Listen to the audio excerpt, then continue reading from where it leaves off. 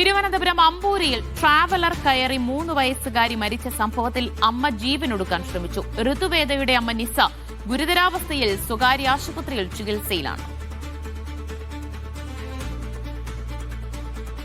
റിസ്വാൻ ഹുസൈൻ വിവരങ്ങൾ നൽകും. റിസ്വാൻ, ഇപ്പോൾ അമ്മയുടെ ആരോഗ്യനില എങ്ങനെയാണ്? ഇന്നലെ വൈകിട്ടാണ് അമ്പൂരിയിൽ വെച്ച് കാട്ടാക്കട സ്വദേശികളായ അനുപ്രസാദ് അതുപോലെ തന്നെ നിസ ദമ്പതികളുടെ മകളായ ഋതുവേദ ട്രാവലർ കയറി ഇറങ്ങി മരിക്കുന്നത്.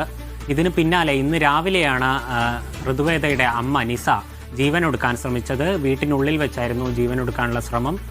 ഇത് കുടുംബം കാണുകയും പിന്നീട് അവരെ കുടുംബം കണ്ടതുകൊണ്ട് മാത്രമാണ് ജീവൻ രക്ഷിക്കാനായത്. ഇതിന് പിന്നാലെ കാട്ടാക്കടയിലെ തന്നെ ഒരു സ്വകാര്യ ആശുപത്രിയിലേക്ക് ഇവരെ മാറ്റുകയായിരുന്നു. നിലവിലെ സാഹചര്യത്തിൽ അതീവ ഗുരുതരാവസ്ഥയിലാണ് നിസയുടെ ആരോഗ്യസ്ഥിതി എന്നാണ് പുറത്തുവരുന്ന വിവരം. ICUവിൽ പ്രവേശിപ്പിച്ചിരിക്കുകയാണ്. ആരോഗ്യസ്ഥിതി സംബന്ധിച്ച് ഒരു മെഡിക്കൽ ബുള്ളറ്റിനോ അല്ലെങ്കിൽ ഡോക്ടർമാരിൽ നിന്ന് വരുന്ന വിവരം നിരീക്ഷണത്തിലാണ് എന്നുള്ളതാണ്.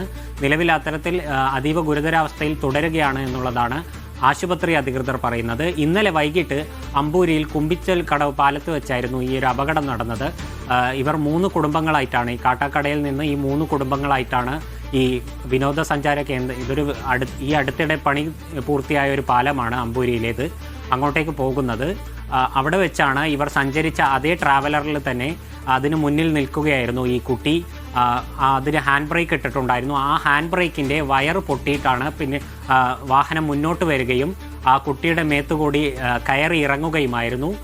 തൽക്ഷണം തന്നെ കുട്ടിയെ എടുത്ത് കാട്ടാക്കടയിലെ ആശുപത്രിയിലേക്ക് മാറ്റിയെങ്കിലും ജീവൻ ആയിട്ടുണ്ടായിരുന്നില്ല.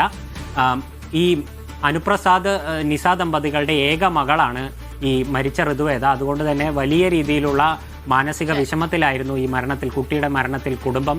ഇന്നലെ നമ്മൾ ഈ കുടുംബവുമായി ബന്ധപ്പെടാൻ ശ്രമിച്ചപ്പോഴടക്കം ഇവർ വലിയ രീതിയിലുള്ള മാനസികമായി വളരെ ബുദ്ധിമുട്ടിലായിരുന്നു.